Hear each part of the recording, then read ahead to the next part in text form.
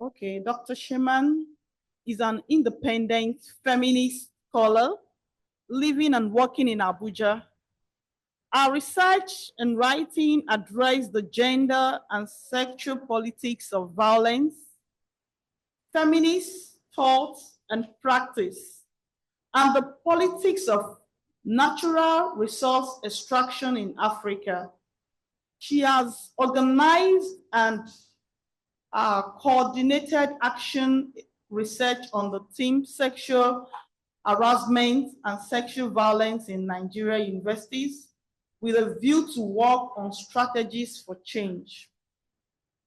She is the author of Gender in the Making of Nigeria University System, editor of Changing Narrative of Sexuality, Contestations, Compliance, and Women's Empowerment, and co-editor of Jacketed Women, Qualitative Research Methodologies on Sexuality and Gender in Africa. She has been an active force in the coalition pursuing for the passage of the Violence Against Persons Prohibition Act 2015 in Nigeria, and has coordinated research on implementation of the law. She is one of the 7 editors of Feminist Africa, and I've also known her to be one of the members of African Feminist Initiative. Please, can we give her a round of applause? She's going to be our presenter today. I'll quickly also say something about our discussants. I'd also like to introduce Dr. Oluwatoyin. I'd like to also introduce Dr. Oluwatoyin Olajide, who holds a PhD in Gender Studies from the prestigious University of Ibadan. Oluwatoyin research interests are centered around amplifying the voices of women. She explores African feminism, women's rights, women's agency, and feminist international relations. She's a lecturer at Obafemi Awolowo University of Ile-Ife. She is a co-author of the article, Local Neglects and Global Development Rescue Mission. The politics of international aid and the impact of women beneficiaries and framing an Afro-feminist foreign policy. You are welcome to this seminar. Yeah, let me just hand over. Please, can we give her a round of applause? Let me hand over the mic to our speaker. Thank you very much to IFRA and to the Institute of African Studies for inviting me. And thank you to everyone here in person and online.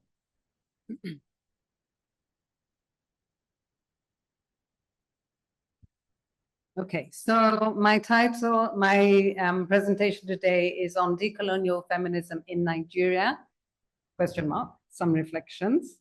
And I'm doing this presentation in 4 sections, really. The first is the introductory section, where I basically, ask about terms before going on to look at the history of feminist organizing in Nigeria, and then thirdly, look at feminist knowledge production, mostly from within the country, before finally raising some questions about key institutional spaces that are important for transformation. So to begin with, the question of what does this term decolonial refer to? And you may, in the literature, come across the 2 terms, decolonization and decolonial, and they're used in different ways, and they have different histories. Sometimes the ways can be quite confusing, but this is partly what I'm going to explore. So African scholars, there are a range of them: Claude Ake from Nigeria, Ngugi wa Thiong'o, Kenya, Sabelo Ndlovu Gacheni from Zimbabwe, they all and others have referred to the truncated character of decolonization, which was used around the time of anti-colonial struggles for independence. You know, that there was a need to do away with the colonial structures. These particular authors are critical of the notion of post-colonialism, since it implies that there is a new era that we are now inhabiting beyond colonialism. Not all people using this term actually take on that perspective, but this is what their critique relates to. And post-colonialism has a different trajectory, drawing mainly on the work of Indian scholars such as Gayatri Spivak, the Palestinian scholar Edward Said. Now, the language and concepts of decolonial and decoloniality, on the other hand, have come to us from the Spanish-speaking Americas. So Peru, Argentina, Puerto Rico, all of these. Sorry about that. Although they all have the commonality of Spanish colonization, their contexts are different. Okay, yeah. So I've just put some of the names there, you know, so that you can see where they come from, but I'm not going to be speaking very much about their ideas. However, one concept that they all use is the notion of coloniality. And this is from Quijano, Anibal Quijano, who is Peruvian, very influential in this field. Coloniality is the idea that there is continuity between colonialism and global capitalism on the basis of an imposed racial ethnic classification of the global population, which naturalizes differences in power and wealth. And basically, this idea of coloniality is that there is a tendency in the writing to convey the notion that all the problems of colonialism are still present today and affect the world, the globe, primarily because of the imposition of not only a political economic structure, but ideas, knowledge, and this classification of the world into those who can rule and those who must be ruled. Now, you know, just speaking more about what the term decolonial refers to, the Zimbabwean historian has drawn on this particular literature and states that decoloniality is not only a long-standing political and epistemological movement aimed at liberation of ex-colonized peoples from global coloniality, but also a way of thinking, knowing, and doing. He's gone even so far as to say that decoloniality is the answer to Africa's future, you know. So really centering the colonial experience and seeing that as the source of our problems today. Sylvia Tamale, who is a Ugandan feminist scholar, came out with a book in 2020. I'll say a bit more about that in a minute. She agrees Africa was shaped by a racist colonial imagination, but also notes that internally, Africa's encounter with whiteness is not always the most relevant power dynamic at play. And it's important to recognize that. And she's also making the point that you can't look at race outside of gender. We have African women, African men, Asian, European, and so on. So there are different ways in which these categories intersect and are interwoven with one another. Maria Lujonis, who's Argentinian, was the one who conceptualized the notion of coloniality of gender. And she's basically saying that the idea of gender as it is thought of in the West, implying you know, very clear demarcated categories of man and woman mapped onto anatomical differences, this actually works as a system of domination over non-white racialized bodies. And she talks about a decolonial feminism. So this is partly what is being referred to in the phrase decolonial feminism. And that, you know, it's quite a complex idea, which involves holding both the imposed ideas that are that operate through coloniality, but also alternatives at the same time. And she talks about learning about each other as resistors to the coloniality of gender. She has passed away, so she's no longer there. But the point I want to make is that these concepts and theoretical frameworks of coloniality and decoloniality come from countries with long experiences of settler colonialism. They've been taken up on the African continent primarily by African scholars who come from parts of the continent that had histories of settler colonialism. Sylvia Tamale is an exception. Uganda did not have that experience. But I want to raise the question about the extent to which these frameworks can be applied to our very different contexts in Africa.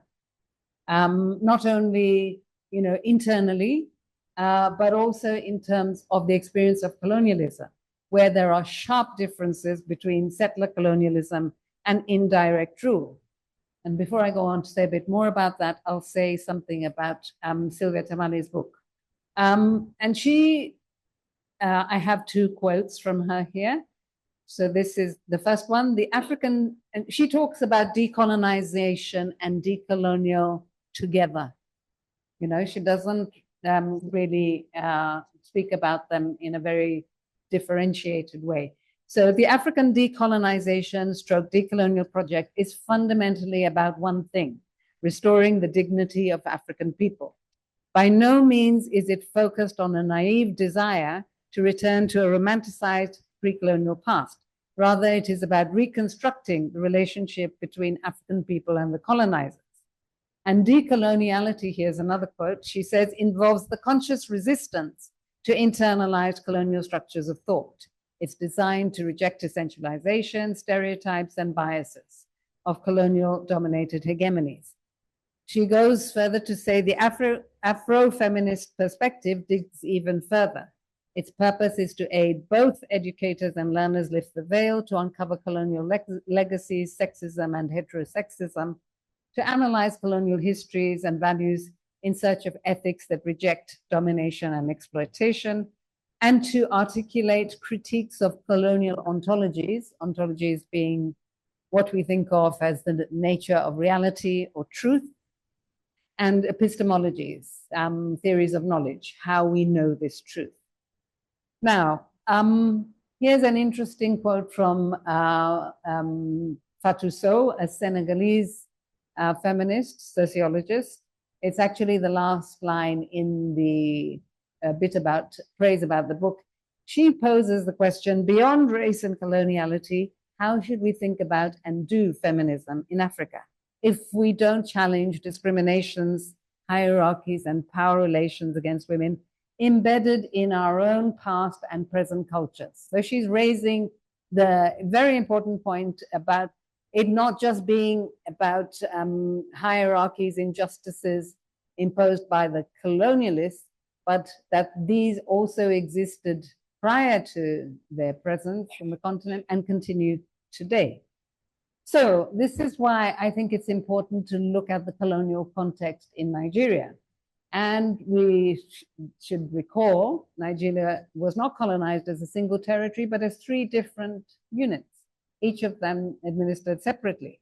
So you have the colony of Lagos, but then 2 protectorates, southern and northern Nigeria. You probably all know this, but I'm just going through this for the benefit of people who may not. So in 1914, we had amalgamation of the 3 units, although north and south continued to be administered separately. And in 1938, a further split of the south into the west and east. And the whole idea here was the colonialist thinking that there should be a majority ethnic group in each region, which has brought about further problems down the line. So there are major differences between the way in which colonialism operated in the South and in the North. So in the South, you had a colonial bureaucracy and legal system because they were concerned about protecting British interests, the interests of traders, and the development of commerce. And at the same time, the colonial officers were accompanied by Christian missionaries who brought not only education, Christianity and Western education, but also health. And in the North, you had indirect rule, where existing hereditary ruling classes were supported and transformed to rule over the minority ethnic groups in that part of the country. So the Sokoto Caliphate and so on. So here, Christian missionary spread was minimalized. That had implications for education. And the post-independence era we have seen has had problems of multiple kinds, various forms of political restructuring, prolonged military rule, and authoritarian civilian governments. We know what that has meant for both the economy and the polity. More recently, increased insecurity and violence, particularly against women and marginalized groups, and the social fabric being placed under considerable stress. So my positionality, where am I located in all of this? I just want to say that I've been part of a range of scholarly as well as activist networks and groups. I'm not going to read this out, it's all here. So, and I've been living in Nigeria for more than 30 years. So I've seen, changes over a long period of time. So now I want to take us into this question of decolonial feminism in Nigeria. The question mark is very important, by the way.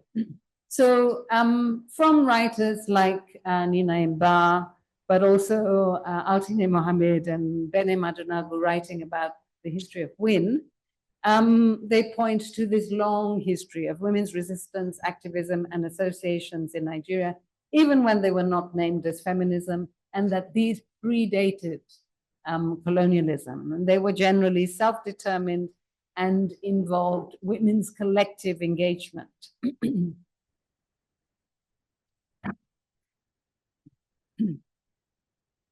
Now, where indirect rule was imposed, you had a warrant chief system or sole native authority, which coexisted, with some colonial presence.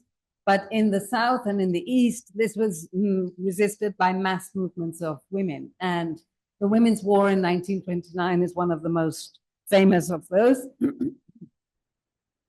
However, it wasn't the only mass movement.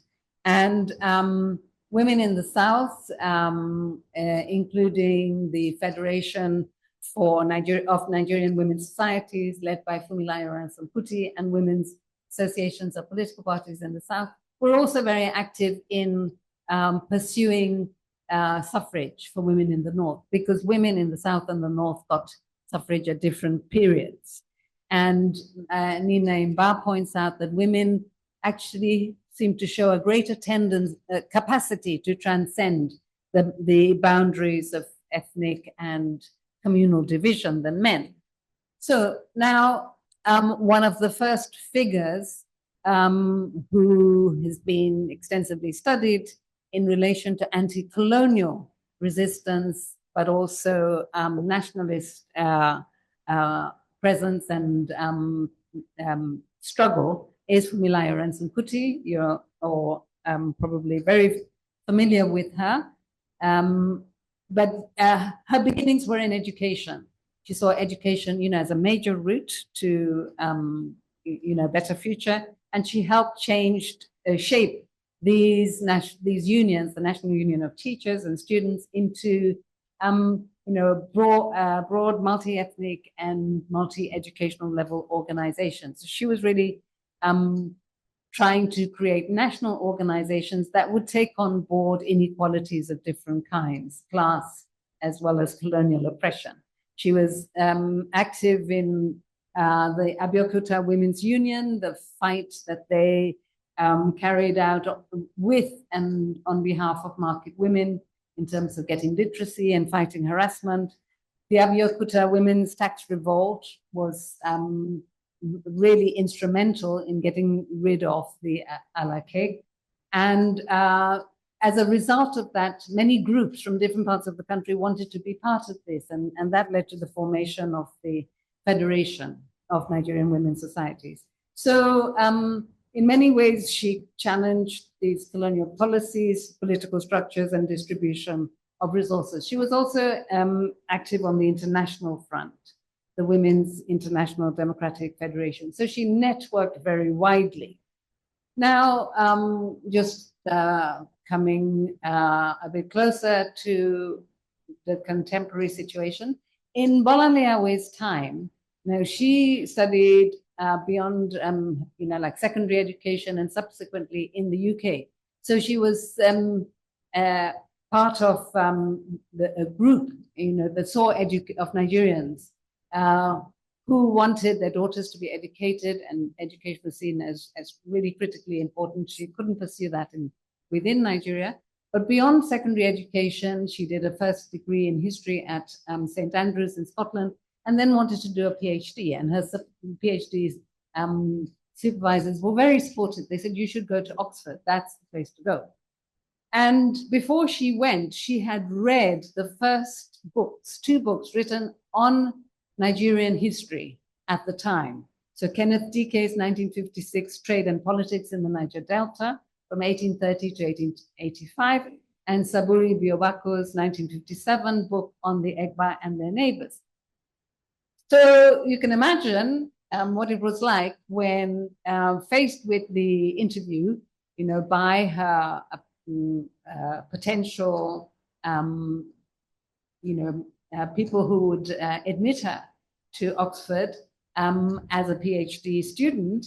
The person in charge of African history, said, oh, you can't do a PhD on African history, it doesn't exist. And Bolanle Awe, being the kind of woman that she is, took a stand and said, yes, it does. And, there is this work that exists and so on. And she argued very strongly, for the existence of African history. She was dismissed, but then called back a day or 2 later, by the principals, who said they were going to give her a chance and admit her to the college. Now, her first response was, well, why are you doing this? You said it doesn't exist, and I told you it does, and so, why take me back? So, which is really great, but they said, we don't think it exists. We want you to show us that it does. We admired the fact that you stood your ground. You took a stand and you took your ground, and you had arguments. So, it just shows that's really important, given the various sources of power she was confronting: imperial, institutional, epistemological, what exists as knowledge, and discursive power in relation to the existence of African history. So this is an excerpt from a paper which is awaiting publication. So, in 2023, the conference on commemorating Bolanle Awe's 90th birthday, I first presented it there.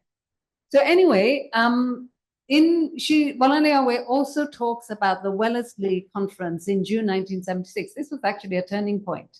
It was a conference held in Wellesley College, Boston, on the theme of women in development. And she was, the keynote speaker. And she says in the interview I had with her, she says, there were a lot of white women from the US pontificating about the situation of women in the developed world, and they barely, instead of getting women from those areas to speak about their own situations. And many feminists from the global south, from Africa, from elsewhere, were really offended by that conference. And this is from a quote from an article written by Nawal El Sadawi, Fatima Menisi, and Malika Bachraton. So women from the, and their issues were really about the serious underrepresentation of women from the developing world in planning, agenda setting, participating, and determining the proceedings of the conference. The organizers resisted all efforts by women from the developing world to contest the terms of the predetermined conference priorities. So this did not go down well. And so the Nigerian contingent, which apart from Bolanle Awe consisted of Molara Ogundipe Leslie, Keziah Woshika, and I think there may have been others, but these are the names that were mentioned. They held a caucus meeting. They decided they were not going to attend the press conference, but held their own and dissociated themselves from the decisions in the mainstream communique. And the reason why this conference is important is because it became the impetus for the formation of AWORD, the Association of African Women for Research and Development. So this is a Pan-African association, in French, AFAR, Association des Femmes Africaines pour les Recherches et Développement. So this initial meeting in Wellesley had Bolanle Awe there, big names, Nawal El-Sadawi, Marie-Angelique Savan, Philomena Steady, Achula Pala, Dina Osman Miara, Surakasa, Molara Ogundipe Leslie, and others. So it was subsequently formalized in 1977. And at the AWORD conference in Dakar 81, the keynote address was given by Molara Ogundipe Leslie. She talked about women, culture, and another development, and talked about 6 mountains on the backs of African women. Foreign intrusions, but also, internal problems, the heritage of tradition, how that could be used against women, the backwardness of the African woman, a product of colonization and neocolonialism, men steeped in his centuries-old attitudes of patriarchy, which he does not wish to abandon because male domination is advantageous to him. So I'm talking about, the advantages of patriarchy really here, emphasizing that. Race, since given the division of the international economic order along the basis of race and class, and herself, the African woman herself. Because of this, the impact of centuries of the interiorization of ideologies of patriarchy and gender hierarchy.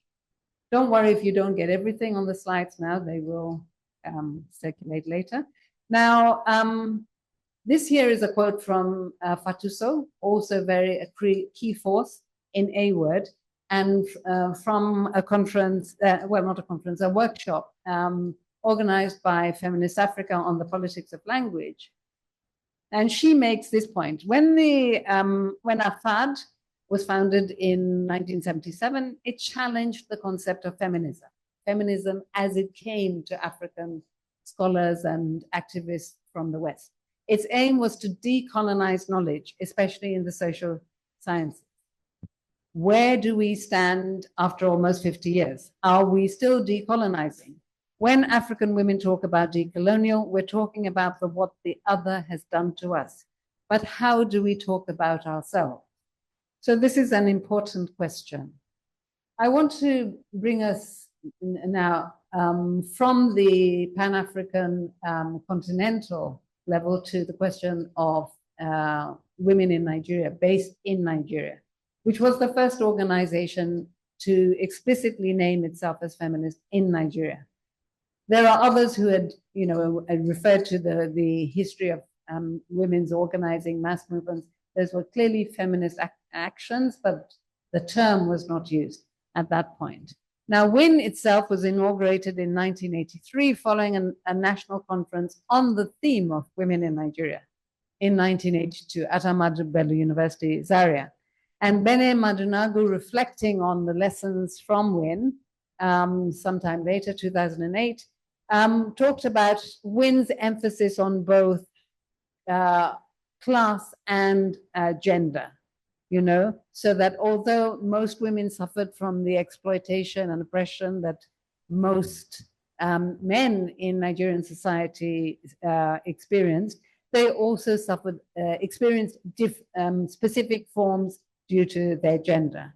And so WIN's struggle was against both gender and class, through study, research, disseminating the outcomes for policy formulation, defending the rights of women, and taking actions to transform the conditions of women. So although WIN was based in a university, it saw its work as transcending the boundaries of the academy.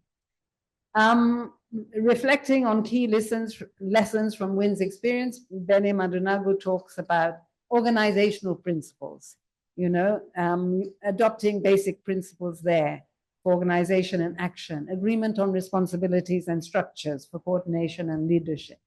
Although WIN was very active for some time, over the years, there were internal frictions and friction, so it's not as active as today.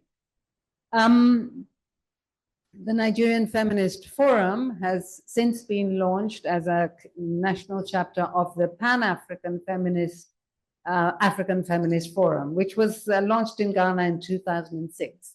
And that the African Feminist Forum, AFF, has its own charter, which addresses specific principles, how African feminists define themselves, how they understand feminism and patriarchy, identity as African feminists, ethics, both institutionally and individually, and understanding of feminist leadership. So the launch of NFF in 2008. And this is just a reminder that Nigerian feminists are active in multiple fora, whether they're national, regional, international. Now, moving on to look at feminist knowledge production, what kinds? And first I want to draw attention to the emphasis in some research by Nigerian scholars, feminist scholars, on interpreting the pre-colonial, and to make the point that this is not a straightforward issue. If Ife Amadume's text in 1987 is well known, Female Husbands and Male Daughters, she examined the ideology in a very specific context of Nobi from the 19th century to post-independence, and she talked about a dual sex principle behind social organization, and that the gender system was flexible. Okay, so biological system sex was not synonymous with ideological gender. However, although she destabilizes conceptions of sex and gender, she doesn't question these relations of flexibility and domination. So although women could be male daughters, they needed the consent of men in the father's patrilineage. And although female husbands could acquire wives due to their economic strength of the women who were husbands, woman-to-woman marriage was literally translated as buying a slave. And that has all kinds of implications. The other famous text is that by Oyerunke Oyewumi, The Invention of Women, Making an African Sense of Western Gender Discourses. She's looking at Oyo Yoruba society and questions the assumption that African societies are even structured by gender, saying that it is seniority rather than gender that orders and divides Oyo Yoruba society, since the Yoruba language is not marked by gender. She's making most of her arguments based on language. She also talks about Yoruba's social institutions and practices and how anatomical differences do not form the basis of social distinctions. Basically, she says gender is not useful for understanding Yoruba society. However, her thesis has been critiqued by another Yoruba feminist scholar, Nigerian Bibi Bakari Yusuf, who talks about major weaknesses in her methodology. And one of the key ones being this emphasis on language as if it revealed a cultural essence, as if there might not be changes over time, and as if all distinctions would be marked in language. Secondly, the privileging of seniority as the only significant dimension of power, and not taking on board the distinction between a discourse privileging seniority and social reality. So the difference between what is promoted in principle and what is actually the case in practice. Now, I want to move us to some aspects of gender in the contemporary order in Nigeria.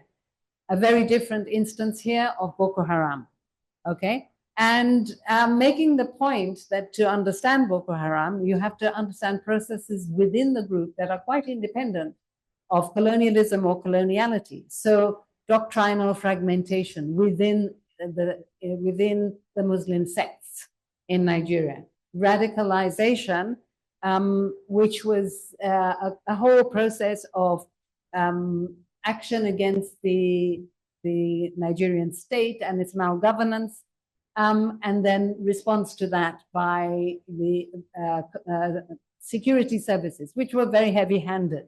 You know, so there was a kind of a recursive, you know, interactive process here between these two. And this malgovernance by the corrupt military state was, you know, very significant in their emergence and in the shape that they took. So in 2003, they were really just a group of angry young men with sticks and stones.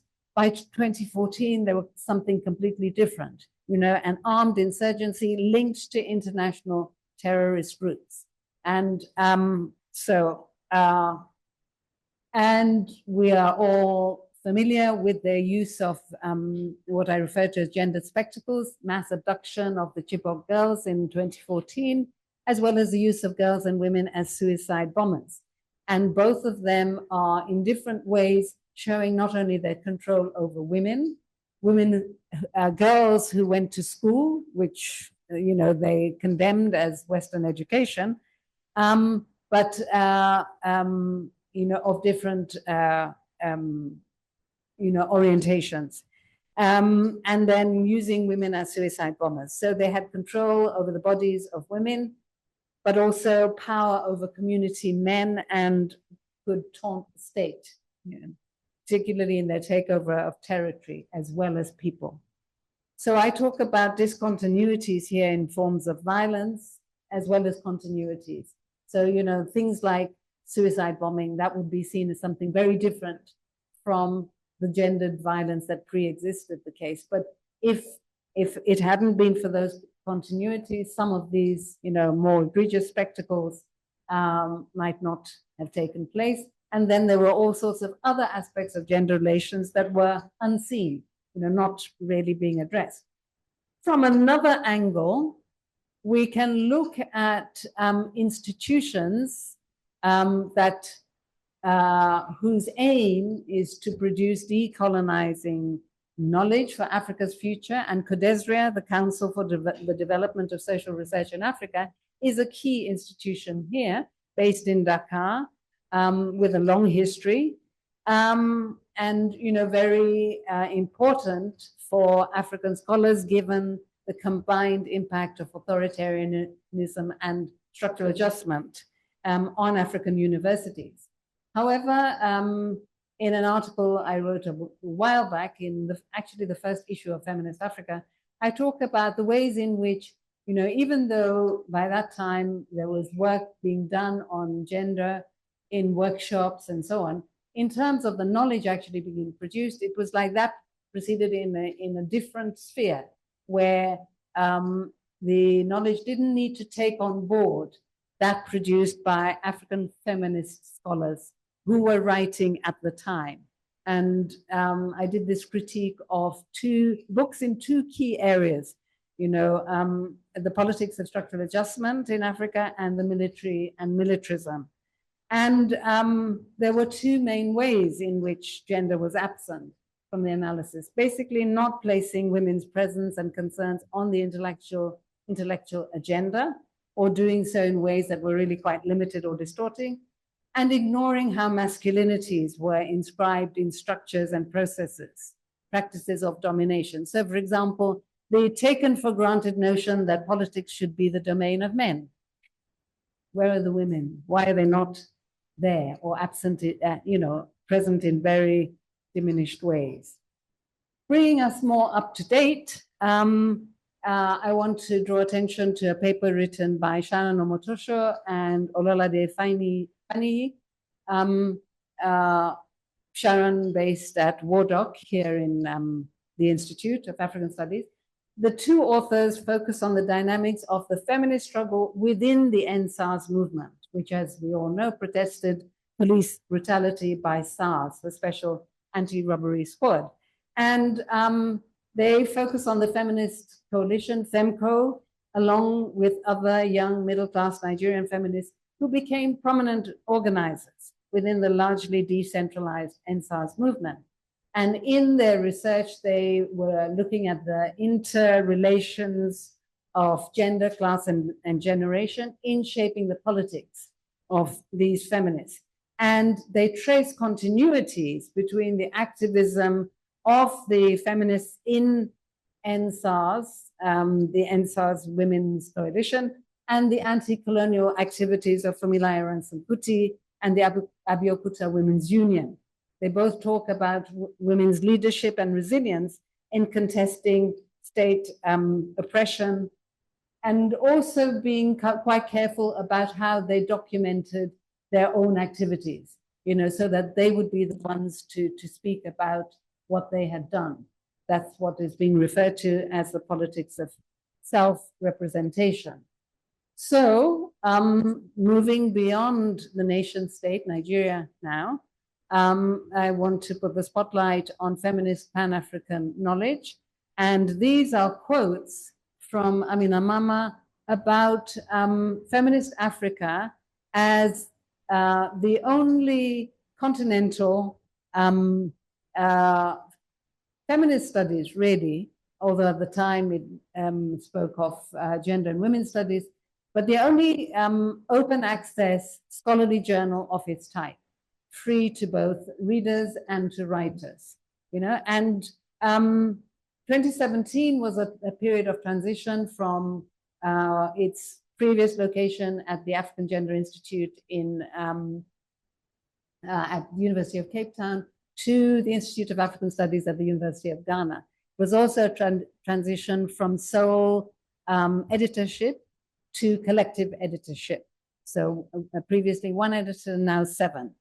And she's in the special editorial of that issue, she reflects on, you know, the period and you know, some of the key issues that the journal addressed in that time. So it was initially conceptualized as a part of a mission to radicalize the field of gender and women's studies scholarship by developing a feminist intellectual community grounded in critical engagements with local conditions and women's movements. And she also quotes from the first editorial of that time. So FA responding to the heightened salience of gender in African political and intellectual landscapes, providing a forum for intellectual activism, providing a platform for reflecting on the accumulated wisdom produced by feminist scholars in the cauldron of post-colonial gender contradictions, you know, by focusing on the feminist theories, politics, and strategies that they developed. And making the important point that FA makes no apology for valorizing feminist academic work and insisting on rigorous analysis. You know, which given, you know, contemporary developments on several fronts, demanded incisive analysis. So having, you know, presented all that, I want to raise some questions. I don't intend to answer them. These are just for us to think about, you know, not only for this seminar, but beyond. So what is at stake in valorizing the pre-colonial? Does this not reinsert colonialism as the normative point of reference? Is the oppression, exploitation of marginalized groups only or primarily the result of coloniality? To what extent are power inequalities within the society obscured through such an emphasis? What happens to class if the unequal global order is primarily the result of racial ethnic divisions? What about the role of elites and their complicity with Euro-American centers of power, which we know has become more and more complex and divisive since colonialism? Can an emphasis on coloniality help us understand the spread and power of new forces in the contemporary order? For example, Pentecostalism, which we know is very strong on the African context. And I briefly want to highlight key institutional spaces. I'd go on to the academy, and secondly, politics. So there's a need to transform Africa's colonial era universities, because the universities, all of them, federal universities in Nigeria, were colonial era.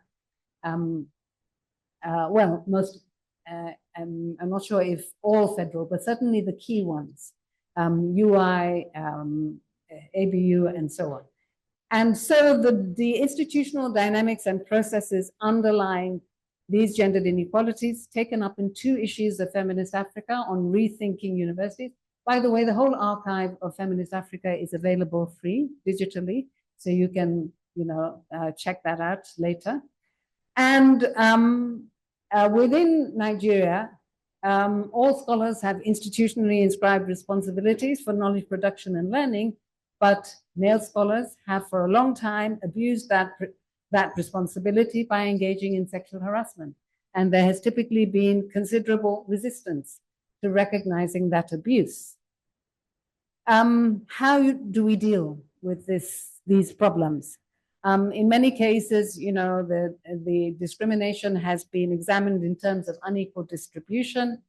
One approach to addressing the inequities is to push for mainstreaming of gender. And in BC Aina's case, that goes beyond just looking at the inequalities, but it does raise some other questions.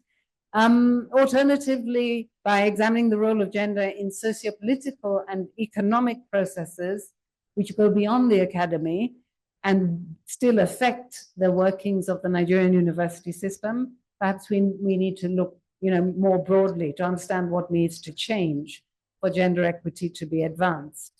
And it includes, addressing institutional cultures, not just numbers, the sorts of things that are taken for granted, as well as the bigger questions, governance and funding. Then in the political sphere, we know women have been seriously marginalized, and that's, Nina Mba has written about that, Amina Mama in terms of first ladies and so on. That's persisted from the post-independence era through military and authoritarian civilian rule.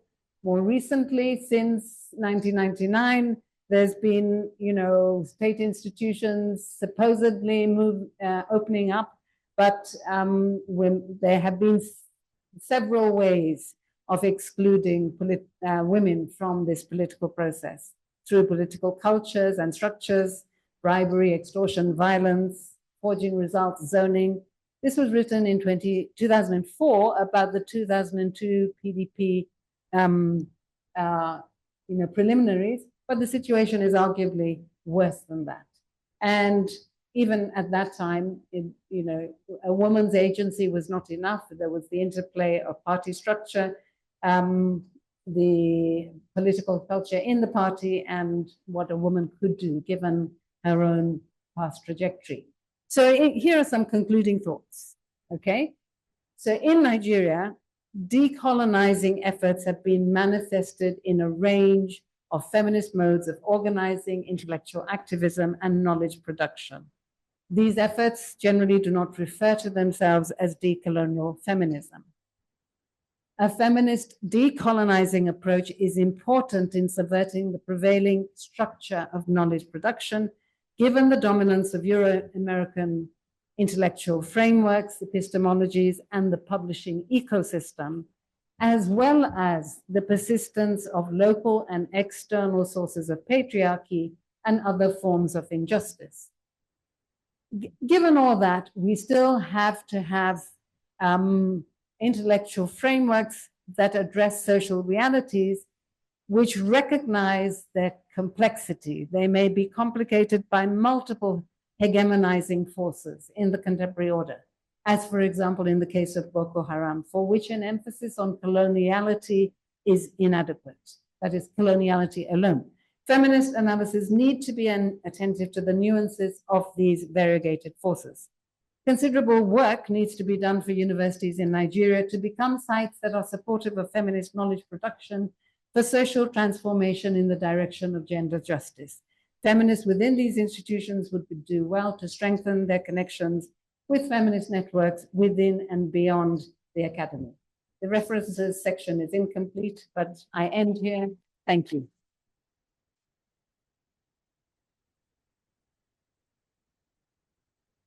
Thank you so much for this interesting presentation, the colonial feminism in Nigeria. It was well dealt with. We want to give it to Dr. Oluwatoyin to discuss this.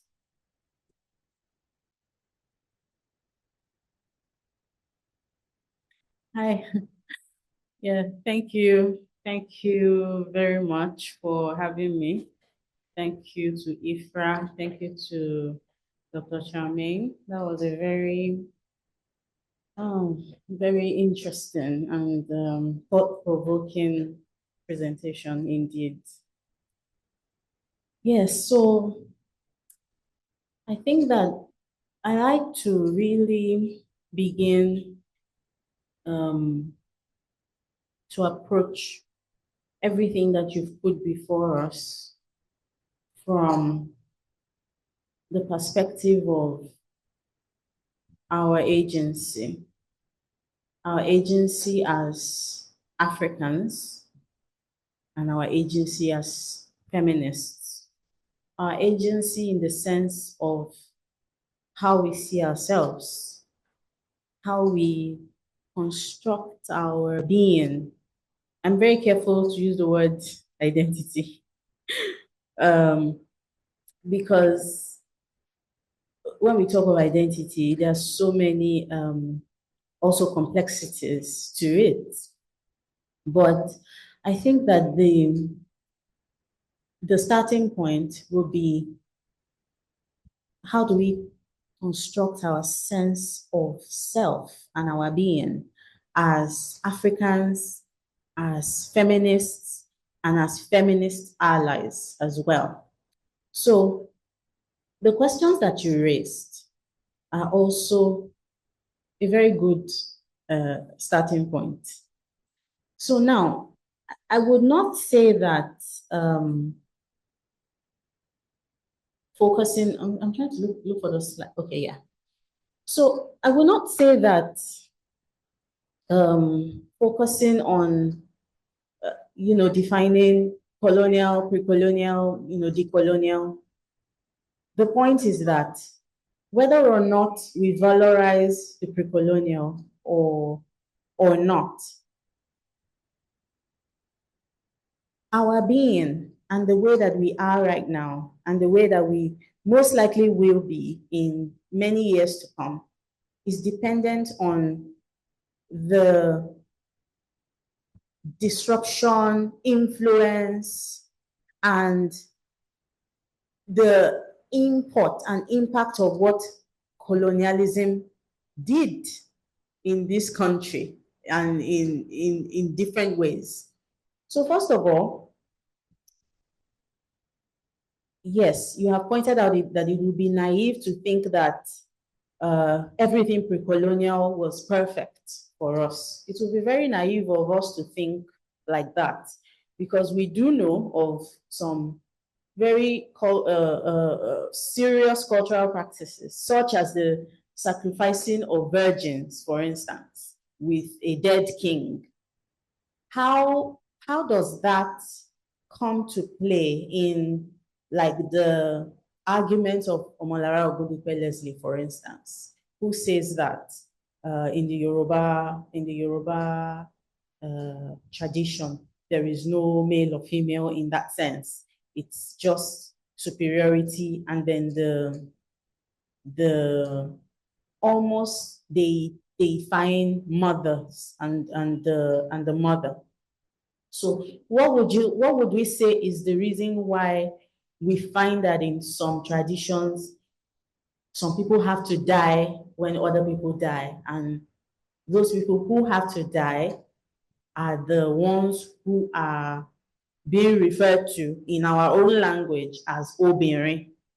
So what would we say is the reason for that?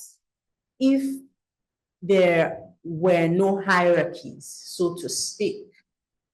Of course, I do know that there is the tradition that an abobaku, and that is the name of the person, die with the king. But in this, I look at it in the sense that this is a political position that he holds. The abobaku essentially is holding a political position. So if when the king dies, he dies, I mean, he accepted the political position. And I might also point out that taking on that political position was a thing of prestige, because it means that he had power, he had influence in that context.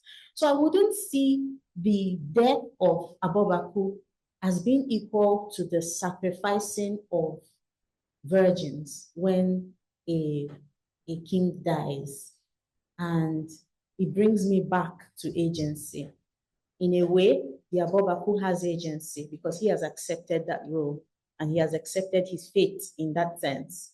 But the virgins who are sacrificed, do they really have the agency to say that they don't want to be sacrificed, that they don't want to die? So all of this that I have said is to go to your first question, that is pre-colonial perfect? No, I do not think that the pre-colonial in Africa was perfect. However, I do not also deny that colonialism dropped some things, and still in the way that neocolonialism works, those things are still very much with us. The way that we construct our being, the way that we define beauty, the way that we define autonomy as women. Is it African? Is it from a colonial gaze? Okay, so even if it was from a male gaze, the males and the men amongst us, how have those men constructed their own being to the point that we then use the construction of their own being as a yardstick for how we see ourselves and how we relate with them in like our social context? So it is not futile to say that we are starting our analysis from the pre-colonial. For one, it will help us into researching our history and knowing what happened in the pre-colonial will help us understand where we were and what we were doing and the reasons for the things, why we were doing the things that we were doing. But it would also help us to know that the extent to which things have changed from then, and then what happened during colonialism, and then what happened after. So it helps us to have like some sort of time lapse understanding of how we have evolved or lived, or how our ideals have, changed, whether it evolved or devolved, depending on what exactly it is that we are researching from our colonial past and history. So yes, we can start our confrontation from researching our past, because it helps us to understand what was there and what we have now, and understand how that process came to be. And then we can take it from there. If we do decide that we want to change the way that things are, if we do decide that, oh, now I do believe that feminism is constructed in an entirely colonial way, that's what will help us to know that we are constructing feminism in a colonial way. It is when we know what our foremothers were doing, that's what will help us know. So the second question is: the oppression and exploitation of marginalized groups only or primarily the result of coloniality? I don't think so. And I have already given an example of, the virgins that are being sacrificed. But yes, the power relations as we have it now, there are the heavy influences of colonialism. I was reading the African Feminist Manifesto written by Olajide Fani, and she said that Africa does not know its sexuality. And she made this statement in reference to how Ifeanyi, which you also mentioned, was talking about male daughters and all of that. So she says, okay, so if we had such things happening in our context in Africa, of women marrying women and then a woman marrying a woman for the sake of the clan or the family, does it then now mean that it means that we were queer before the word queer became the acceptable, globally acceptable language for non-heterosexual partnerships and relationships? So in that sense, she says, so Africa doesn't know its sexuality. But if we were going by how the construction of gender has been and is the way it is, I don't know how many of us what would you say that Africa's sexuality is? Or what would you say that Africa's gender is from a global standpoint? What would we say is the gender of Africa? I wanted us to reflect on that because I have my own submissions. What would we say is the gender of Africa in terms of Africa's relationship with the world and the way that the world relates with Africa and the way that Africa exercises agency or lack of agency? Would we say that Africa is female? Would we say that Africa is female? Would we say, in the sense that how we say that women are marginalized and oppressed, would we put that covering on Africa as being female? I would say no. If we are constructing the gender of Africa in that way, Africa is male. Africa is male because the way that Africa is right now seems like we're docile and seems like sometimes we are not assertive and we're not fighting back. And that's not what people like Funmilayo and Sonkuti taught us. They were not docile. They did not take everything that was coming to them and keep quiet. In fact, what really radicalized me about the peculiarity of how African feminists practiced their feminism was Simi Dosekun's argument in one of her articles, where she was quoting Bisi Adeleye-Fayemi. She's a strong contemporary voice now for feminist activism in Nigeria now. So she was quoting her and she said that because Africa has one of the oldest civilizations, it means that Africa has one of the oldest patriarchies. And what that means is that Africa has one of the oldest resistance of patriarchy. So before we, and she was giving that argument when she was reacting to people who would say that feminism is not African. And she was like, what is feminism? Isn't it resistance to patriarchy? If we're constructing feminism as resistance to patriarchy, it means that feminist resistance has always been here and we see it throughout history. And the peculiar thing about that, which is also interesting, is that, yes, knowledge production and the academy is important, but we saw women who did not necessarily go through the four walls of a university being very active players in resistance. For example, Gambo Sawaba.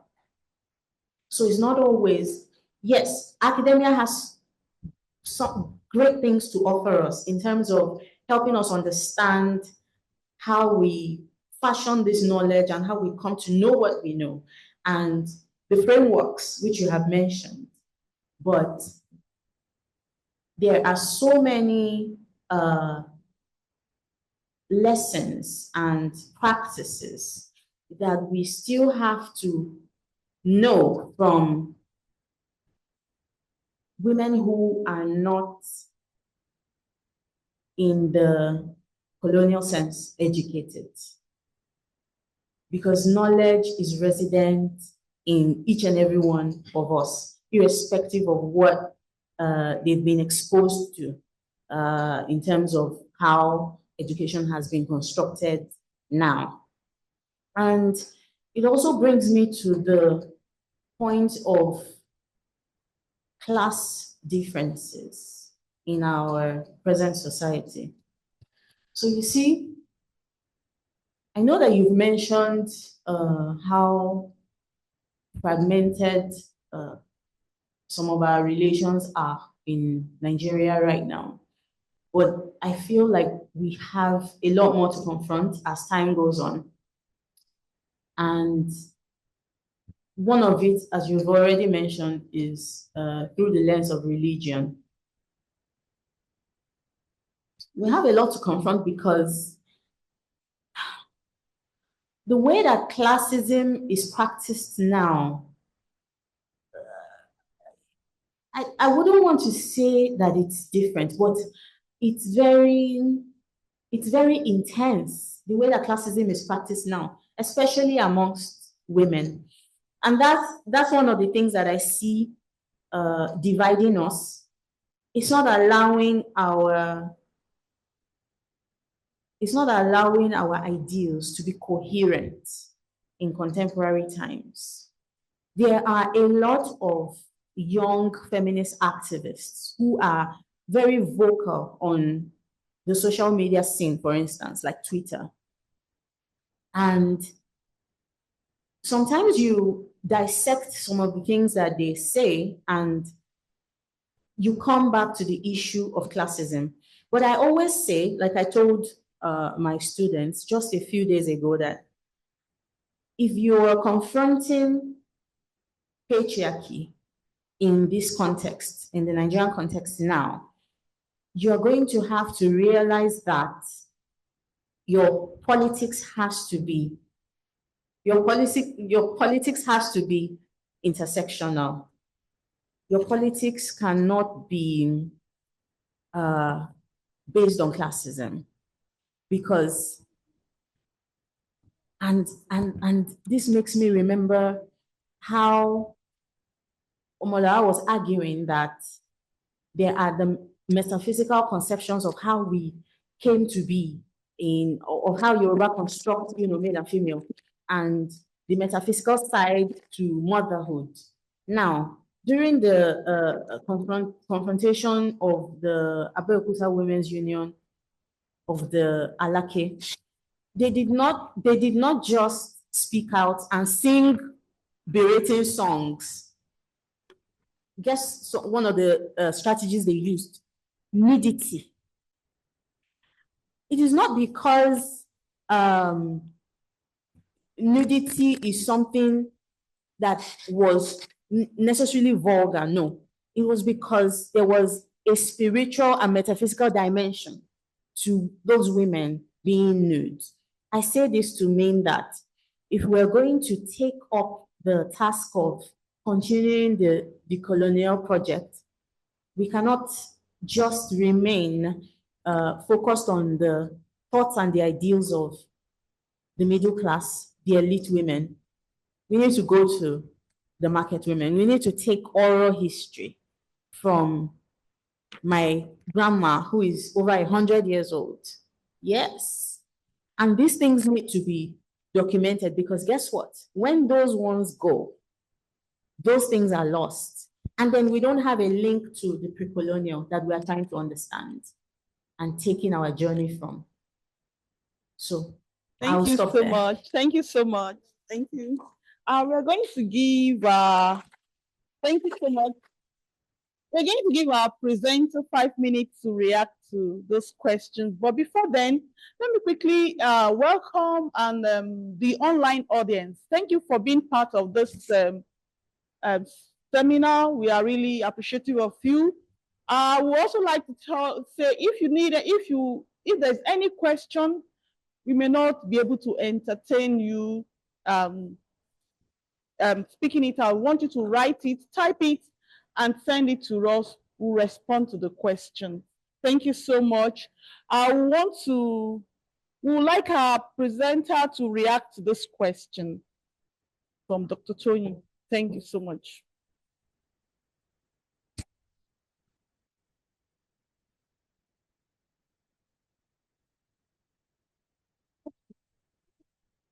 It's on. I think it's on. Yes. Thank you. Sorry, if I may call you that. Yes. I think you raised very interesting issues. I don't remember any direct questions to me, but part of what I wanted to do in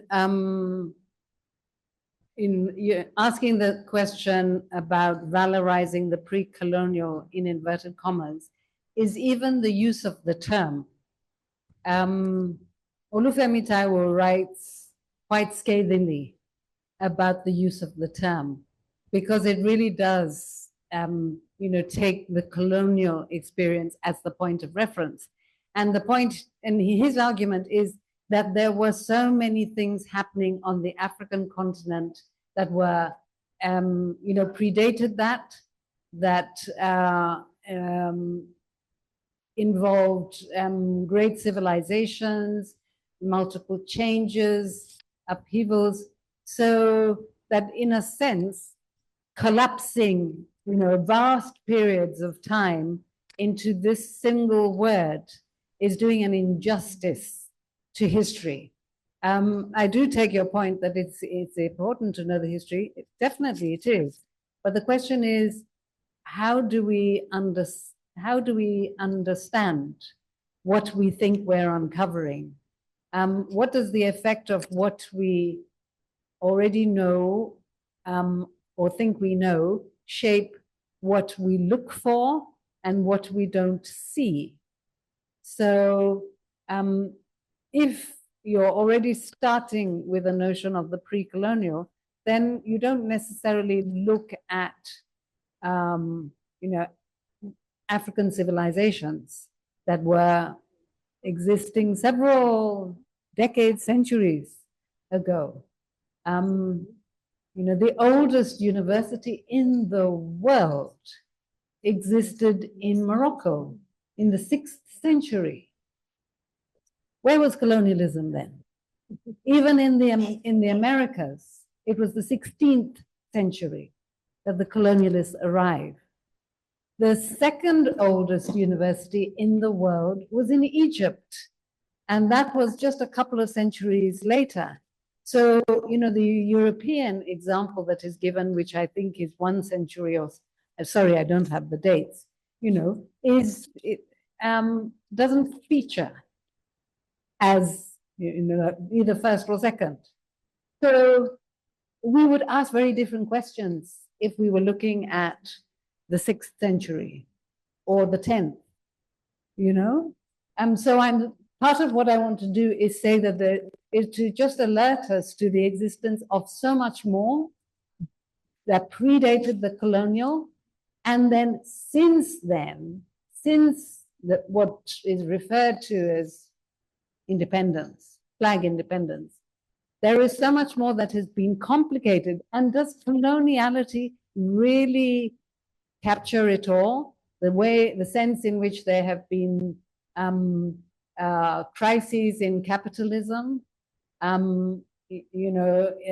which have brought about, which have really deepened extractivist processes on the continent. We have new imperial actors, such as the BRICS, original BRICS countries, even South Africa within that, has not been above trying to extract as much profit from Nigeria in the form of MTN and so on. So, you know, how does coloniality play in that? What I want to draw attention to is our world, past, present, and any future that we want to develop is so much more complex than we do justice to if we focus on single frameworks coming out of very specific contexts that are in many ways quite different from our own. Nigeria is a very complex case of a colonial past and military past and present, even in the civilian arena. So there's lots for us to be focusing on, not just coloniality. Thank you. Thank you so much. Thank you so much. Thank you. It's time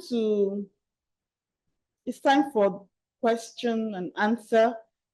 We also want to recognize all the professors and the doctor in our midst. Thank you for coming to the first edition of this IFRA and Institute of African Studies seminar. I want to believe you really enjoyed this section. I would like to ask questions. I don't know if anyone is here that has any question. Okay, we're going to give numbers. 1, 2, any other person? Okay, we're going to take just 2 questions. Basically, then we'll go online to take another 2 questions to help us better. Please, would like you to introduce yourself before you ask the question. Thank you.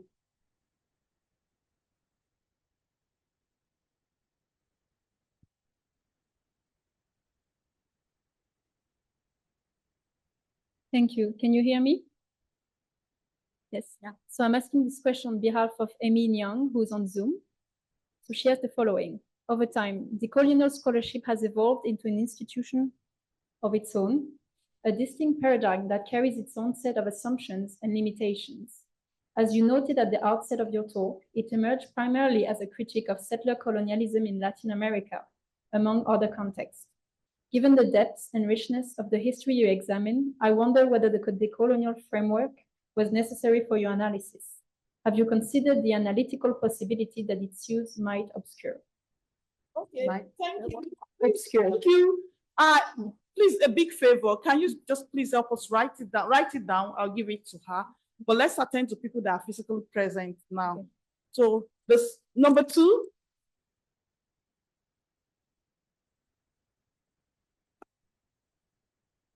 My own is just contribution and at the same time slight question, because I believe that feminism ideology is in Nigeria is the one we understand in Nigeria is from Western ideology, where the liberalism and all of that. But there are some African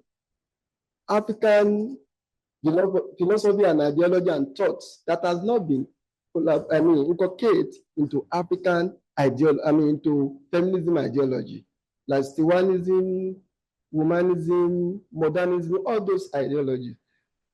The present scholars are not so celebrate those ideologies, and it came from the indigenous knowledge of women, indigenous knowledge of women's behavior, women's role, women's status, which is supposed to be celebrated in the way that we enrich women to develop and to impact their generations. So I think whenever we want to, and when we are talking about colonialism, colonialism is stages by stages.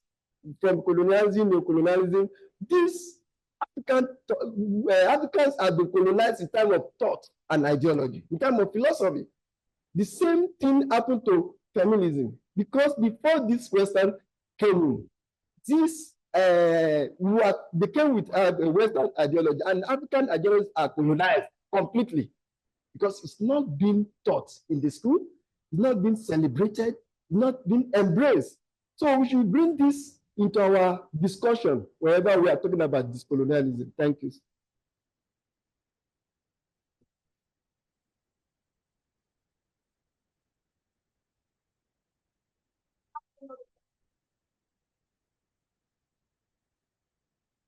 Okay, thank you a lot. And I think there are a lot of issues there that we need to actually look into. Well, for me, I think I would like to take it from the perspective of when you mentioned, okay, yes, my name is David Ilegie, you know, a PhD candidate, post-science UI. Yes, I think that at a point in time, you mentioned that there is an inadequate theory and analysis to actually, you know, link colonialism to Boko Haram and all that. And to me, you know, the fact that I'm working within the area of counter-terrorism and terrorism, I think that we should be able to have a lot of enough theory to actually back this up. Of course, in your analysis too, you mentioned the fact that you were able to actually trace some of the problems we have as far as economic problem, political, and that you were able to trace it to the cause, to what led to the military coup, and the military coup again dovetail into the first civil war. And you also made mention, you know, of the fact that when colonialism came to Nigeria, the northern, you know, the northern province was more or less allowed to, you know, continue with its Islamic tenet and all that, whereby Christian unity was what we have in the south. Then you begin to wonder, why didn't colonialism introduce, you know, Christian unity also to the north? Again, this agitation for Sharia law and all that, the rejection of Western education, and also be also traced to that particular event also. And when we look at conflict itself, finally for me, I actually discovered that again, we have seen, you know, writers and author talks about the fact that the body of women have more or less become a war zone in itself. You know, people are actually turned the body. So when again you mention the fact that biology cannot also be, you know, a major factor as far as, you know, colonialism and then gender inequality is concerned, that is also a major issue for me. Thank you.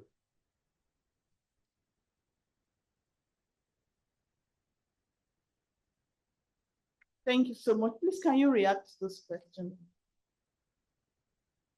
Hello, yeah.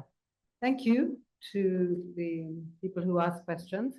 The first one, does the use of a decolonial framework not obscure a lot? It certainly does, and that is my position. But since I was speaking, raising the question of whether there is such a thing as decolonial feminism in Nigeria, in order to do that, I had to take us first through what such a framework was and the extent to which it could be said to apply or not apply, and what other frameworks, I'm using other with a small o here, you know, pre-existing frameworks, movements, organized actions prior to any colonial intrusion, and since then, and the sense in which they have, to the extent that they refer to colonialism, it's a decolonizing approach is taken rather than any reference to decolonial feminism. Sometimes people use the word as an adjective to, you know, kind of append to what they're doing.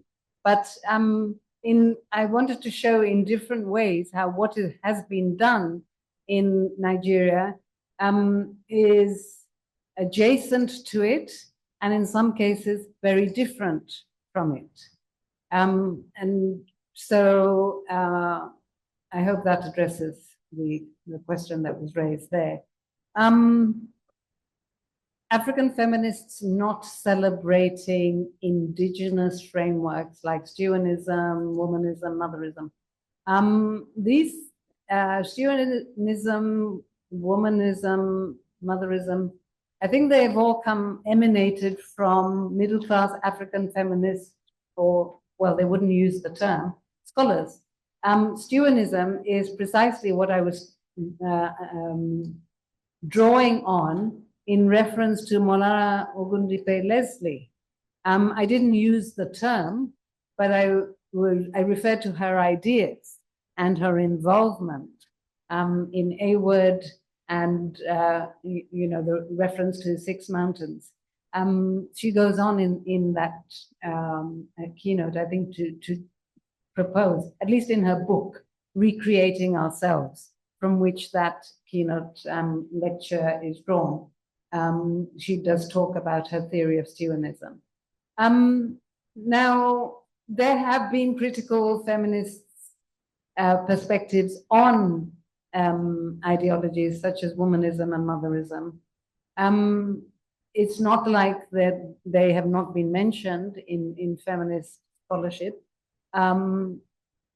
So the question of whether they should be celebrated is another matter, and that depends on what your own ideological positioning is as a feminist. And it's not something that I can answer definitively, given, I'm not in the academy to either celebrate or not celebrate them, but yeah. I think one should note that they existed, but there are feminist perspectives that address the fact that there are a lot of women who are not mothers. So if you have a whole feminist ideology that valorizes mothers, what if you have either decided not to be a mother, for one reason, you want to be a mother and you cannot be a mother, perhaps you go for alternative modes of, getting children, adopting, fostering, so on. Not all women are heterosexual. That's a reality. It predated colonialism. Why are we not talking about that? On the third point about, issues to do with conflict, I wasn't entirely clear what the question was, but even the notion that sexual violence is a crime of that we see in wartime primarily, is a reduction of the reality. Clearly, it does happen a lot during conflict. It also happens a lot during so-called times of peace. Somehow that is just pushed under the carpet. It's it's just like not even treated as seriously, even when women are killed after such violence.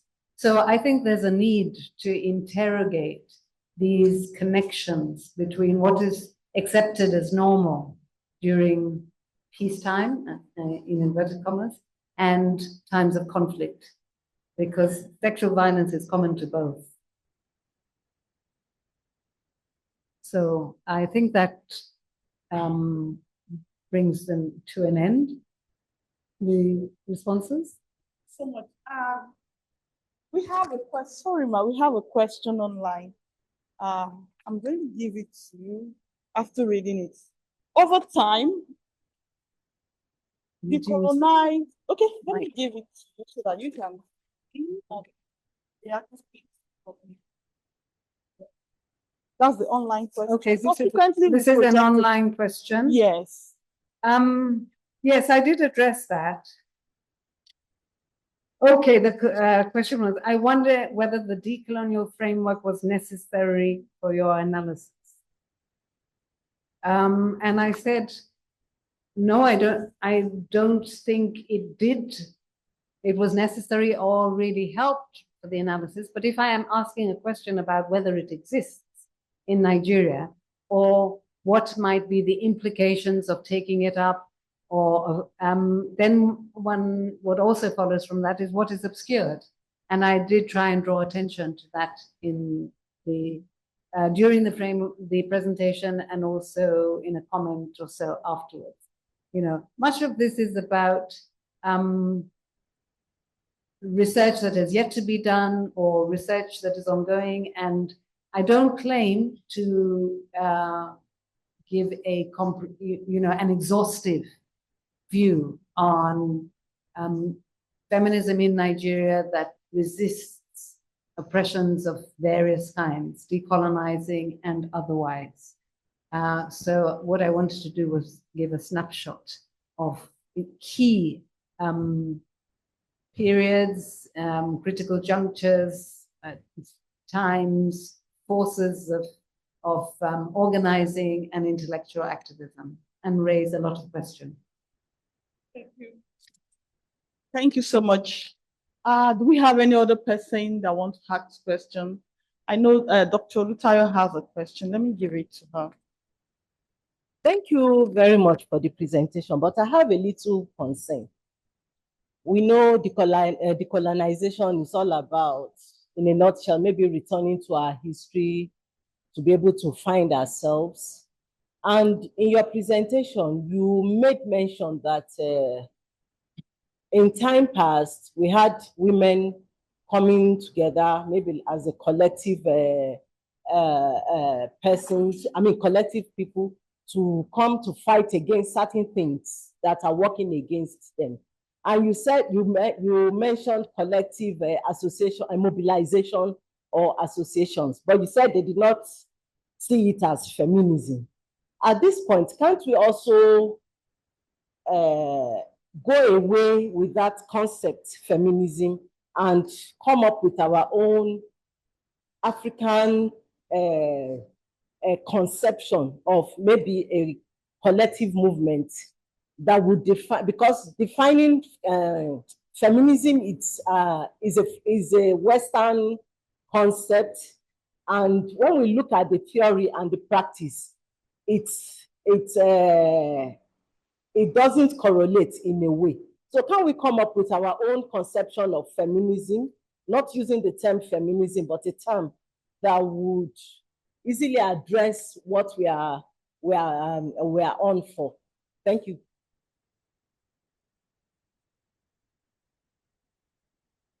Thank you.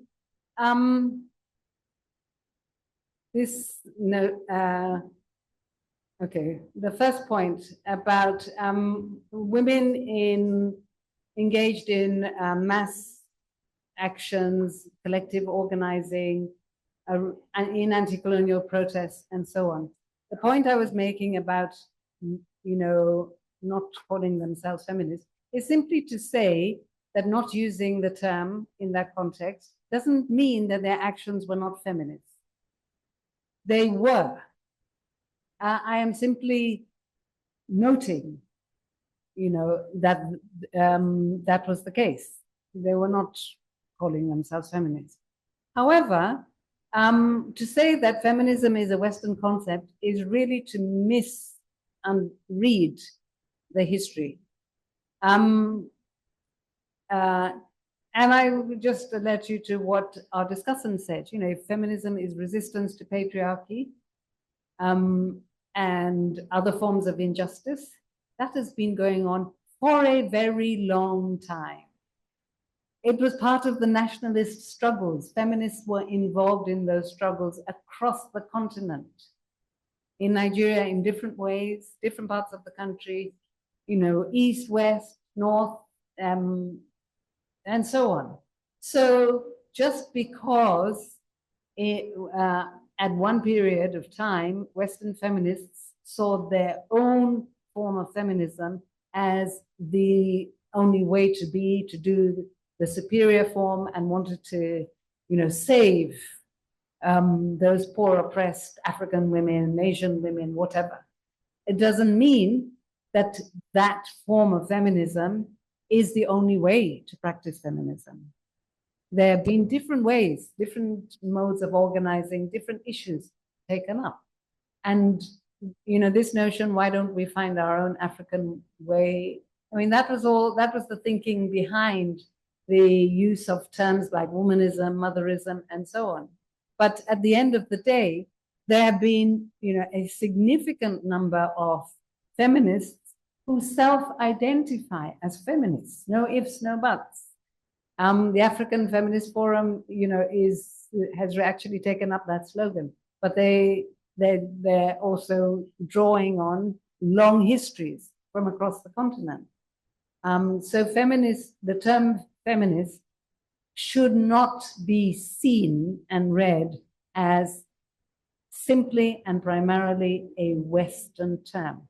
It has been, Kumari Jayawardena talks about nationalist struggles in Asia that, you know, have been long-standing and where feminists were involved, and how, you know, it was intrinsic to nationalist struggles, and so on. So it seems to be an ongoing debate.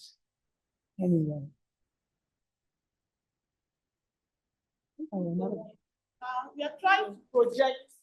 We're actually trying to project the online question. Yeah.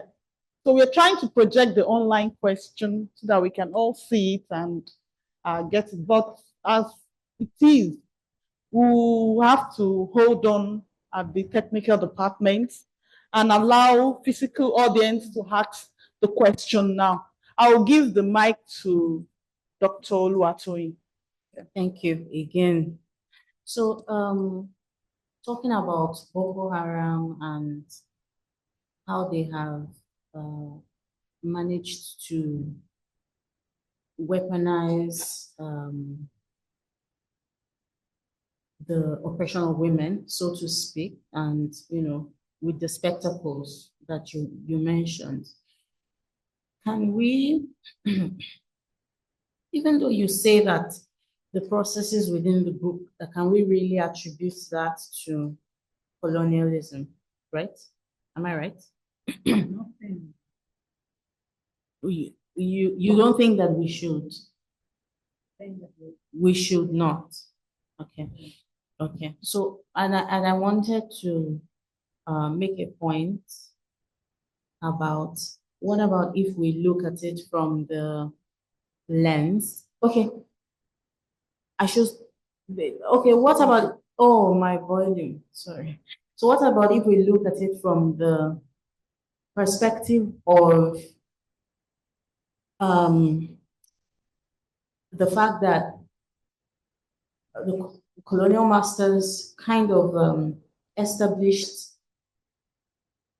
a hierarchy of masculinity, and Boko Haram, I would classify them as a group with subordinate, that their masculinities are like subordinate, not necessarily hegemonic. So what if we look at it from that perspective of, this is just a bunch of subordinate masculine people trying to assert their power because colonialism established and instituted a hierarchy of masculinity that they do not necessarily agree with. And obviously, this is their own way of expressing displeasure. And they now weaponize the oppression of women already, I mean, actively at play. Because also looking at masculinity, I know that we look at it as the opposite of femininity. And we often look at masculinity as something toxic, and then femininity as something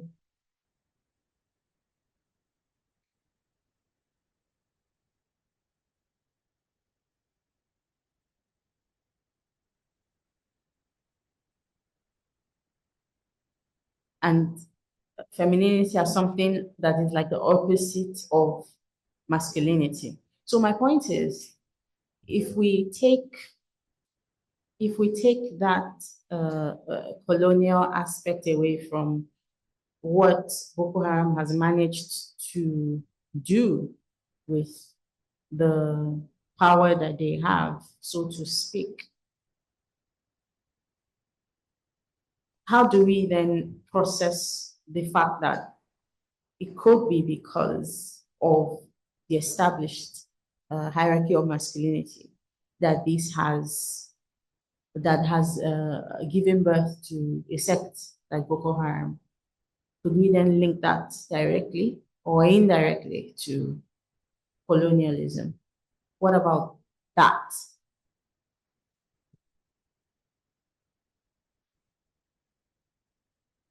Okay, thank you. I think certainly masculinities are involved in the way in which Boko Haram evolved, changed over time. But I would question how and why coloniality or colonialism would be involved in a context where the emphasis was put on existing Muslim institutions, the caliphate, the imams, and so on, even though their powers were reduced. And where the colonialists had minimal direct contact with men in religious sects, S-E-C-T-S.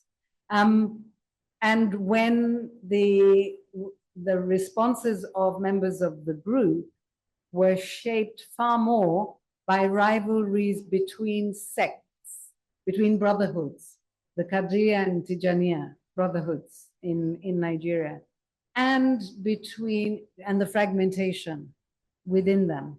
But also the Nigerian government's response, the state government's response at the time, and the heavy-handed responses of the security services.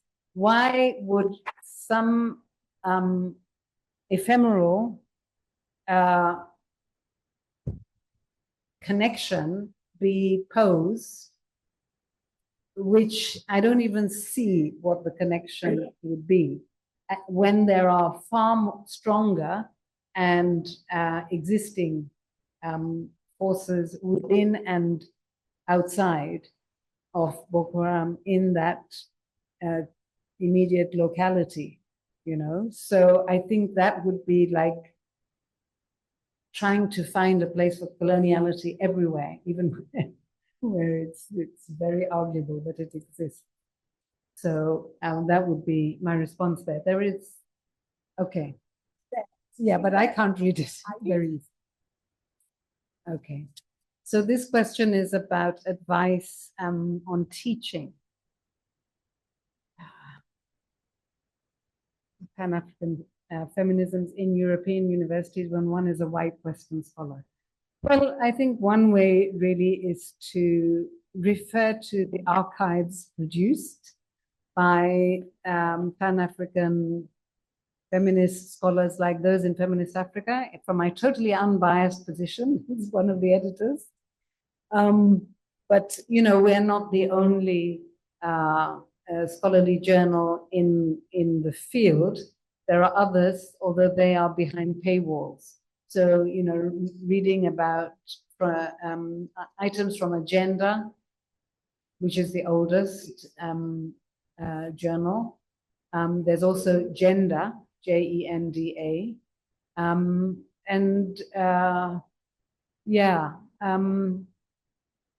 It seems like the person asking this question, wants to cover a huge array of thinking, and it might be more approachable to, just start off with the Pan-African feminist reading, writing, activism, and so on. And then, so one course on that. I don't know what, so much depends on the existing distribution of courses. When one is a white scholar, you're not asking the right person necessarily. But really, I think the general approach is to center as many critical voices and see these voices in conversation with one another. So what informs the perspectives? How might they be critiqued? And look for as many sources as possible and draw on existing archives. Yeah. Thank you so much. That's the beginning. Sure. Yes. Okay. So I would like to refer this person to Awino Okechi's article on African feminist epistemic communities and decoloniality. It really gives an insight into so many dimensions of African feminists in the academia, teaching, and how they interact with some of these microaggressions and some of these assumptions that they just have to confront. And it gives some practical skills and practical lessons too. So you might want to read the article. I think that it would really help. Thank you. Do we have any other question in the house? Okay. Online, do we have other question online? Okay. We have someone here.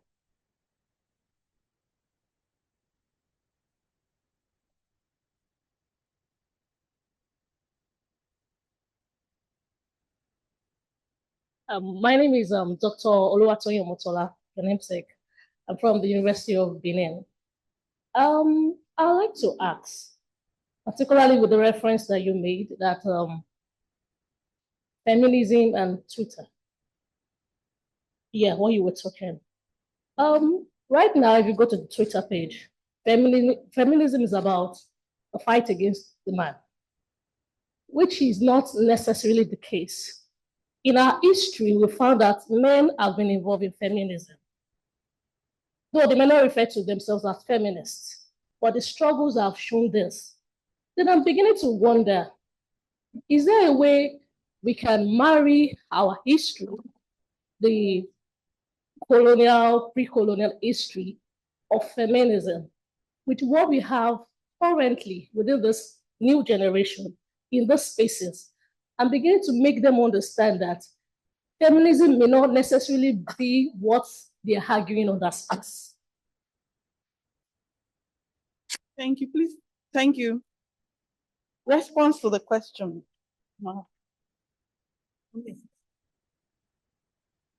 So thank you for that question. I was actually going to ask you, I don't know how I forgot that, where do we actually now go from here, especially in the context of forming or having allies in men? I was actually going to ask you that question. But back to the question that you asked. So there might be something there when we look at our history.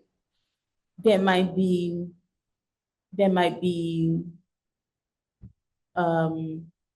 examples of men, maybe as individuals or as a collective, advocating for the better treatment or equitable treatment of women.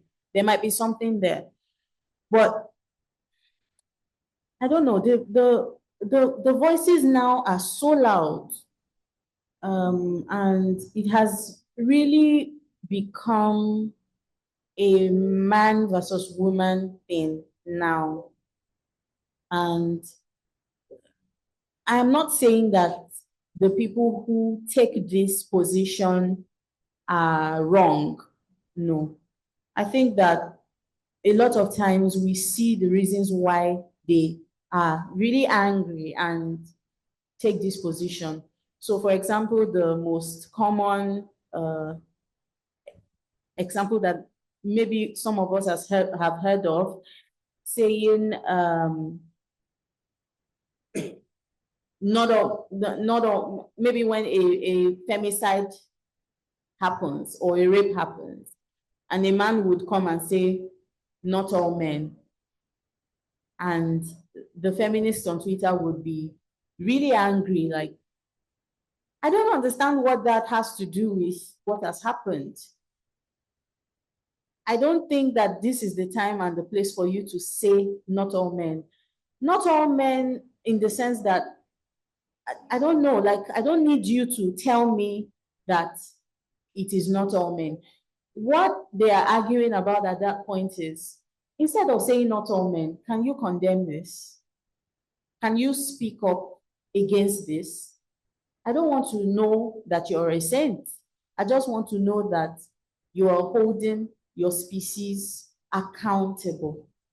So I think a lot of the anger comes from the accountability that a lot of men tend to dodge or move away from when they are addressing these ills that we see in the society.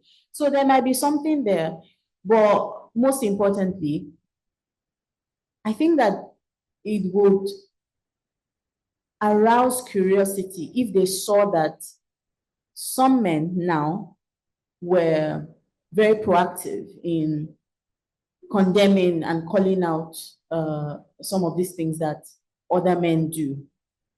I think that it will arouse curiosity. But for now, they don't want to know. They don't want to know because there is a convergence of so many things that they're angry about. Absent fathers, irresponsible fathers, and, you know, pedophiles in the society.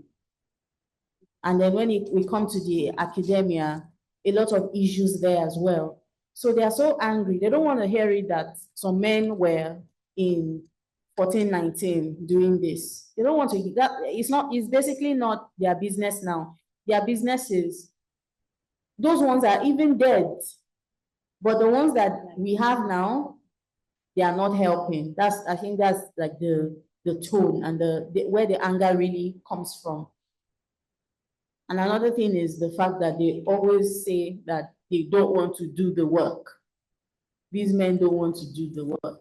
So, for example, if men think that there's something there in our history that points to them being allies, they can do the work of finding these evidences and building on it and using it to sort of give legitimacy to what they're doing, to say it was, I'm not like the odd one out, because the tendency is for men to also attack other men that are feminist allies. We have seen it a lot of times. So thank you so much. Thank you. We want to conclude by inviting Dr. Oluwatoyin for conclusion and vote of thanks.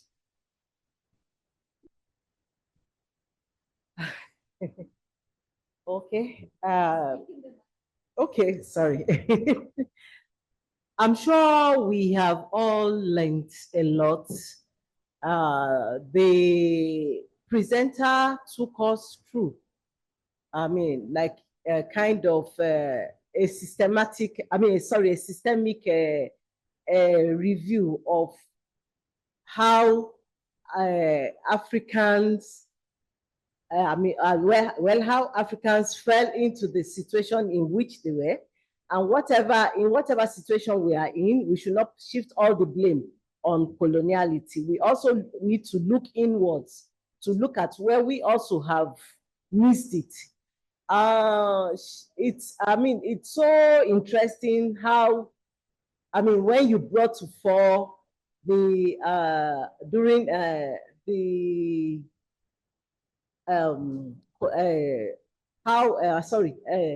colony of Lagos and the two other protectorates, and I never thought of it that one could also,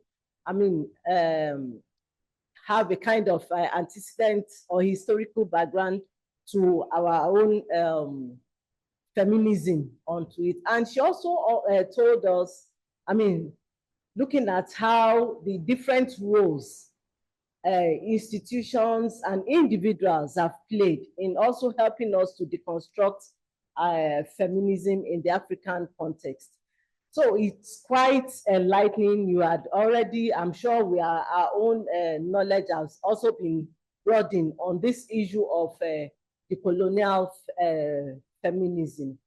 And on this note, we want to thank, let me start from our participants, both physical and online. Thank you so much for making this seminar the first in the Institute, a very successful one. If you were not here, this would not have held. So we are so grateful for your for coming and for your contributions, the questions asked, and it showed that also you were also following the discourse.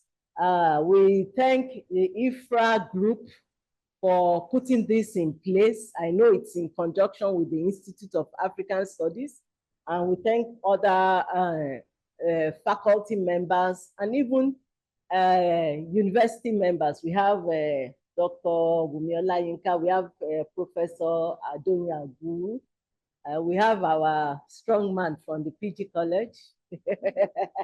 He's here with us, Mr. Alau. And we have a lot of our students here. Thank you. There's one thing, it's always good. I mean, a mother will always be happy when she sees her child coming up. Thank you, Dr. Olajide. She's my baby, and she was my doctoral student. Thank you for coming here. Thank you, dear presenter.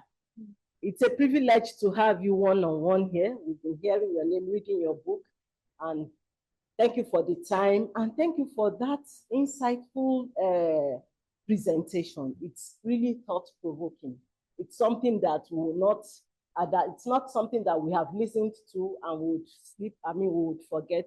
I'm sure each and every one of us would go back home and reflect on the issues that have been discussed. Thank you so much. Thank you so much. There's going to be a group photograph outside, after which we walk to the foyer for light refreshment. Before we finally leave for today, I would like to anticipate that the next section will take place on February 27, where we'll be welcoming Professor Sonia Osho, philosopher working at the Institute of Humanities in the Africa in Cape Town, South Africa. It's going to be another nice section. So we are invited, but online. Sorry, it's going to be online. It's not going to be physical like we are seated here. Details will be sent to the website, to IFRA website, and it will be communicated to us via online, how we can have the section. So I want to say thank you all for coming. It's been a nice presentation. We want to thank our presenters and our discussants and everyone present here, our professor, our doctors, also recognizing Dr. Emily, our former deputy director. She's here. Thank you so much. And our new yourself, Amaria, thank you for being part of this first seminar presentation, and everyone here. So I would like to, also our director, Mama IFRA, and also Mama Gender, thank you so much. I would like to invite you all outside for the group photograph, after which we'll walk down to the foyer for light refreshment.